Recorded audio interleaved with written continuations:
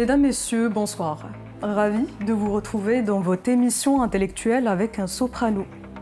Mon soprano et mon invité d'aujourd'hui est une spécialiste de renom des questions de genre et de développement en Afrique. Avec elle, nous allons discuter des avancées, mais surtout des contraintes auxquelles fait face la femme africaine en général, marocaine en particulier. Kalima Ranem, bonsoir. Merci d'avoir accepté notre invitation. Bonsoir, merci pour l'invitation. Merci à vous. Avant d'entamer notre discussion, nous avons pris un échantillon de femmes africaines, un peu partout de l'Afrique, des Marocaines, Sénégalaises, Guinéennes, Tunisiennes, Algériennes, qui appartiennent à des classes sociales différentes, qui ont des croyances, des religions différentes et qui proviennent de toutes tranches d'âge confondues. Et on a demandé à ces femmes africaines de nous écrire dans des feuilles blanches 3 mots ou 3 adjectifs qui qualifient selon elles la femme africaine. Donc allons voir comment ces femmes africaines se perçoivent elles-mêmes et on se retrouve par la suite pour en discuter.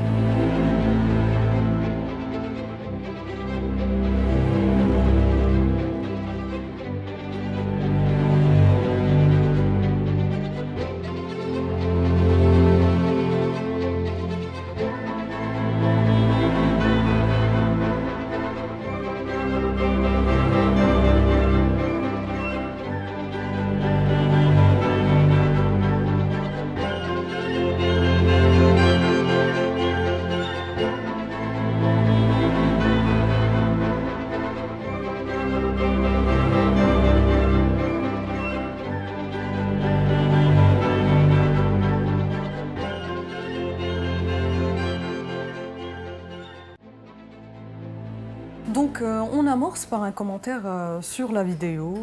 Qu'est-ce que vous en pensez? Quelle est votre lecture, votre analyse par rapport à ces images? Je vois d'abord que déjà il y a 3 points en commun entre toutes ces femmes. Donc déjà le courage, la détermination et l'ambition. Donc je dirais, mon avis personnel, que la femme africaine, elle est une femme courageuse parce qu'elle lutte au quotidien contre l'exclusion sociale, contre toute forme de discrimination, contre la pauvreté. Donc, elle a beaucoup de responsabilités familiales, professionnelles. Donc, cette femme a besoin vraiment d'une autonomisation, d'un renforcement de capacité pour qu'elle puisse, et au pire, plus ou moins un accompagnement pour qu'elle puisse jouer son rôle pleinement dans la vie publique. Très bien. Et un point très important à mentionner, Kalima, c'est que quand on parle de la femme africaine en général ou l'Afrique, il n'y a pas une seule Afrique, il y en a plusieurs Afriques, avec toute une chacune, ses propres particularités, spécificités, sa propre histoire. Mais ce qui nous a poussé justement à traiter la question de la femme africaine en général, c'est que quelque part, les pays d'Afrique se trouvent partager la même préoccupation qu'est la situation de la femme africaine. Effectivement, même au Maroc. Donc, il y a toute une diversité culturelle et religieuse et même régionale. Donc, il y a des contextes qui sont extrêmement différents. En Afrique, il y a l'Afrique anglophone, francophone, hispanophone. Donc, il y a toute une diversité linguistique, mais on a toujours un point en commun. On partage les mêmes préoccupations, soit au Maroc, soit en Afrique, soit en Europe. Soit même dans les pays qui ont vraiment des législations bien avancées, on a toujours le même problème qui est la mise en application des lois. Donc on a toutes les belles lois du monde, mais malheureusement il y a beaucoup de lois qui sont dans les placards, mais on trouve toujours un problème en termes de mise en œuvre parce qu'on a un combat à mener pour changer les mentalités. Oui, ça, on en convient par la suite. Justement, comme vous l'avez bien dit, quand on voit par exemple les images, les réponses se divisent en 2. Il y a d'une part tout ce qui est lié à l'ouverture, l'émancipation, la force, et d'une autre part, il y a tout ce qui a trait à plutôt combat, frein, manque d'opportunités. Et cela nous amène à questionner, à interroger un petit peu le quotidien de la femme africaine. Par exemple, en l'occurrence du Maroc, on assiste à des avancées, surtout, et je souligne bien surtout le côté législatif. Quand on parle par exemple de l'accès ou l'ouverture de l'accès au métier de hadoul pour les femmes, l'entrée en vigueur des lois qui portent sur la lutte contre la violence faite aux femmes ou encore le travail domestique et j'en passe. Par contre, concrètement, on ne voit pas vraiment un changement au niveau de l'environnement social de la femme. C'est-à-dire, il y a toujours ces mentalités arriérées, rétrogrades qui persistent. Du coup, comment aujourd'hui vous pouvez par exemple décrypter ces avancées alors qu'on assiste à cette inertie, cette stagnation des mentalités? Je pense qu'on vit dans des paradoxes déjà. Et même du côté émancipation, il y a toujours un combat à mener. Donc, comme j'ai dit, le problème réside dans la mise en application. Je me rappelle, en septembre, quand la nouvelle loi contre toute forme de violence à l'égard des femmes a été publiée dans le bulletin officiel, on a organisé des rencontres avec toutes les parties prenantes, effectivement, pour discuter la mise en application. Et avec ce dialogue, on a trouvé qu'il y a même parfois des femmes qui sont contre les femmes, déjà. Donc, on doit changer ces mentalités et même les personnes qui font la mise en application, ils nécessitent un renforcement de capacité, ils nécessitent une sensibilisation parce que c'est là où réside le problème. Parce qu'on a beaucoup de background et on a beaucoup je dirais, on a des perceptions qui sont ancrées. Exactement, ça va pas changer. Avec la loi, ça va pas changer. Et je pense que vous avez déjà suivi déjà des plaintes qui ont été portées par quelques femmes sur l'harcèlement sexuel. Oui. Et quand vous voyez je dirais les commentaires des gens, surtout dans les réseaux sociaux, ils sont vraiment choquants. Oui. Donc, ça nous interpelle qu'il y a encore du travail à faire en termes de sensibilisation, en termes de changement de mentalité, parce que c'est un problème qui nécessite beaucoup de temps et le changement ne se fait pas en une seule journée. Donc, c'est un combat qui doit être mené par les femmes et par toutes les parties prenantes. Et je dirais aussi, dans tous les programmes menés avec les femmes, malheureusement, on se concentre beaucoup sur la femme et on oublie l'homme. Donc, je pense qu'on doit déjà changer même notre façon de travailler. On doit inclure l'homme dans tous les programmes qui sont destinés à la femme parce que parfois, c'est l'homme aussi qui doit changer sa perception. Absolument. Et sa mentalité envers la femme. Et comment vous voyez concrètement cette implication de l'homme? C'est une bonne question. Je ne dirais pas qu'on a la baguette magique, mais je pense déjà, quand on a parlé du rôle de la famille, on peut déjà commencer par les jeunes mariés. Donc, les jeunes qui décident déjà de se marier, donc ils nécessitent déjà une sensibilisation. Donc, s'il y a des programmes de sensibilisation des jeunes mariés sur le rôle de la famille, sur les obligations, les responsabilités de chacun, c'est un point de départ qui est vraiment important. Et aussi une sensibilisation sur les droits de la femme. Donc, et aussi, je dirais que les Aidoul, ils jouent aussi un rôle très important. Aujourd'hui, on a Aidoul hommes et Aidoul femmes. Donc, oui. Déjà, un renforcement de capacité de ces Aidoul pour qu'ils puissent eux-mêmes faire de la sensibilisation pour les jeunes mariés. C'est vraiment important. Je dirais aussi c'est le rôle de l'école. Comme j'ai dit, ça commence par l'éducation de la base. Et puis donc renforcer déjà le rôle des parents d'élèves. Donc on a des associations des parents d'élèves où il y a les parents, hommes et femmes. Donc le père et la mère, ils jouent un rôle important. Donc il faut inviter les deux parents pour les sensibiliser. Puis donc dans tous les programmes de renforcement de capacité qui sont destinés à la femme, il faut toujours inclure l'homme parce que c'est là où il bloque. Et parfois, comme je dirais, parfois il y a dans certains sujets, il y a la femme qui bloque la femme.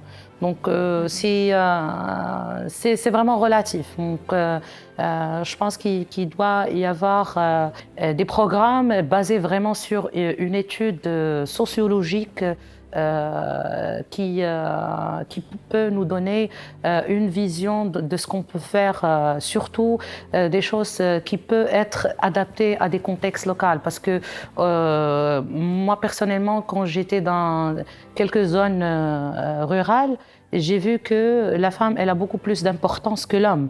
Donc, et elle joue un rôle vraiment très, très important, contrairement à quelques zones vraiment modernes, urbaines. Donc, c'est vraiment le contraire. Donc, c'est relatif, ça dépend des sociétés. Donc comme vous avez déjà mentionné dans le départ, il y a toute une diversité culturelle, il y a des perceptions qui sont très différentes. Donc, il y a je dirais des sociétés et des cultures où la femme, vraiment, elle a une grande importance. Et on n'a pas besoin vraiment de sensibiliser l'homme pour l'émancipation de la femme. C'est quelque chose de culturel. Exactement. Et il y a, moi je peux dire rapidement un exemple. J'ai fait un tournage d'un film sur le microcrédit dans le sud du Maroc.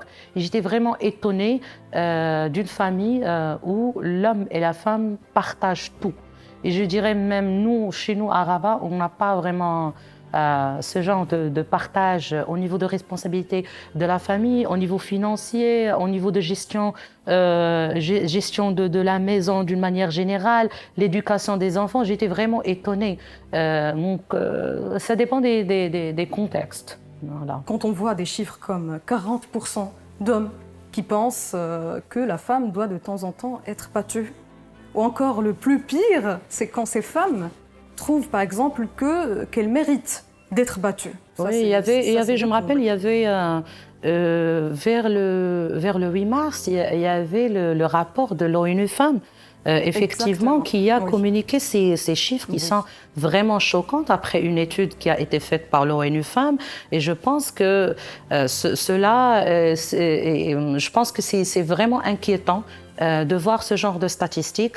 Et à mon avis, il faut un combat législatif pour changer les lois, mais je pense qu'il faut vraiment faire beaucoup de programmes, non seulement, je dirais pas de sensibilisation, mais de moralisation de la vie publique. Ça, c'est important, parce que c'est un problème de société d'une manière générale. Ça n'a rien à voir avec juste la femme. Je dirais, c'est toute la famille. Donc, la structure de la famille, ça doit vraiment changer. Et ça commence par l'école. Ça commence par l'école, ça commence par les médias, parce qu'ils ont un rôle très important à jouer. Et si nous, on grandit avec cette culture sexiste, avec toute forme de discrimination depuis notre enfance jusqu'à aujourd'hui, donc c'est le fruit qu'on a aujourd'hui dans notre société. Donc je pense qu'on doit changer déjà les manuels scolaires, on doit faire de la sensibilisation auprès des parents d'élèves, auprès des enfants. Et c'est une culture qui se construit. Donc ça nécessite vraiment un changement de paradigme. Donc on parle vraiment aujourd'hui d'une mise à niveau de la société en général. On parle aussi qu'il faut absolument sensibiliser, former et éduquer les femmes et les hommes aussi à cette émancipation, droits et devoirs, mais aussi au développement de l'esprit critique. Exactement, et je peux aussi rajouter que parfois on trouve un problème par rapport aux mentalités, pas uniquement dans les zones rurales, mais surtout dans les zones urbaines et parfois parmi les intellectuels. Et ça, je pense que c'est vraiment inquiétant. Et j'oublierai pas de dire que aussi, quand on voit les commentaires dans les réseaux sociaux, aussi c'est inquiétant d'avoir cette nouvelle génération qui a cette culture de discrimination envers les femmes. Donc je pense qu'une moralisation de la vie publique, elle est vraiment nécessaire. Comme vous venez de mentionner un petit peu cette participation de la femme dans la vie publique, on montant un petit peu à un niveau stratégique et dans cette perception de prise de décision. À votre avis, comment vous voyez aujourd'hui la participation de la femme africaine en général dans le champ politique, la participation politique de la femme africaine?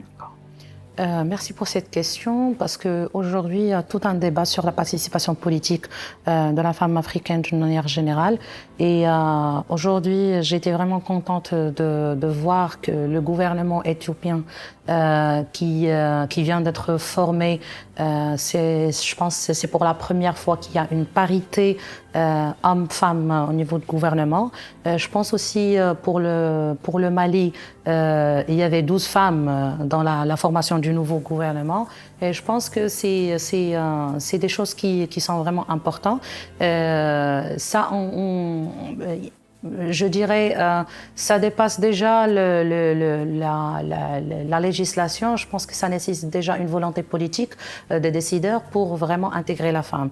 Mais je dirais, d'après mon expérience, je viens récemment de faire une étude sur la participation politique des femmes au niveau des structures des partis politiques. Et je pense que malgré la législation, malgré les avancées, malgré les quotas, il y a toujours une résistance par rapport à la participation politique des femmes, surtout son accès aux postes de décision. Et si on voit la formation de plusieurs gouvernements, on a déjà des postes, soit des postes, je dirais pas postes de ministre, mais dans le cas du Maroc, il y a ministre délégué ou même secrétaire d'État. Donc déjà, si on compare l'ancien gouvernement avec cette version, il y a déjà une dégradation du ministre délégué au secrétaire d'État. Et puis, je pense aussi, le problème, c'est pas même le titre. Parfois, on trouve que la femme, elle est là, elle a le titre, mais elle n'a pas la prise de décision. Donc, on ne veut pas avoir des gouvernements avec... on ne veut pas que la femme soit un décor au niveau des gouvernements. On veut vraiment que la femme vraiment participe pleinement et qu'elle a l'opportunité de prendre vraiment la décision. Et je pense que cela nécessite le changement des mentalités. Pour sa participation dans les élections, et dans la vie politique d'une manière générale, je pense que ça nécessite beaucoup de changements de mentalité, changements de mentalité au niveau des structures des partis politiques, parce que aujourd'hui, on a déjà un problème par rapport à ces comités qui font l'accréditation des élections. Donc, il n'y a pas de critères bien déterminés. Et je pense avec le système de quotas aujourd'hui, soit au Maroc ou dans d'autres pays, on a pu vraiment accroître cette participation au niveau du Parlement et même au niveau des collectivités territoriales. Mais en termes de nombre, en termes de qualité, ça reste encore... il y a un problème par rapport à l'impact de cette participation sur le quotidien des femmes. Donc je pense que voilà, et c'est le cœur, d'ailleurs c'est le cœur de débat aujourd'hui au Maroc, et ça c'est aussi des requêtes et des demandes des mouvements féministes au Maroc. Exactement, parce qu'au fond, l'objectif n'est pas d'avoir 50% femmes, 50% hommes, ou d'introduire tel quota pour la participation politique de la femme. Mais vraiment, on a besoin de voir des femmes qui sont bien dans leur peau. C'est-à-dire des femmes qui se trouvent à l'aise dans une société qui leur assure... Justement, parce que le problème, c'est qu'on voit toujours l'aspect genre, on le voit toujours comme des données sexospécifiques. Et on ne voit pas que c'est vraiment l'opportunité égale qu'on donne à la fois à l'homme et la femme pour accéder à ce poste de décision. Donc, c'est ça la différence. Absolument. Et ça me fait une bonne transition parce que, par exemple, si on prend le cas de la femme aujourd'hui, elle s'inscrit dans un modèle, je dirais, hybride. C'est-à-dire, il est entre, d'une part, ce modèle moderne en apparence. On trouve des femmes entrepreneurs, des femmes qui occupent des postes à responsabilité et tout. Et d'une autre part, il y a un modèle beldi, traditionnel, qui remet, si vous voulez, la femme à sa place, je dirais pas d'origine, mais du départ, et qui demande, par exemple, à la femme de prendre en charge toutes les tâches ménagères, de s'occuper toute seule, de passer des nuits blanches toute seule, à s'occuper, à prendre soin de son bébé, etc. Donc bref, aujourd'hui, la femme est obligée, soi-disant, de remplir et le rôle d'une femme au foyer, et le rôle d'une maman, et d'assurer sa profession en dehors du foyer.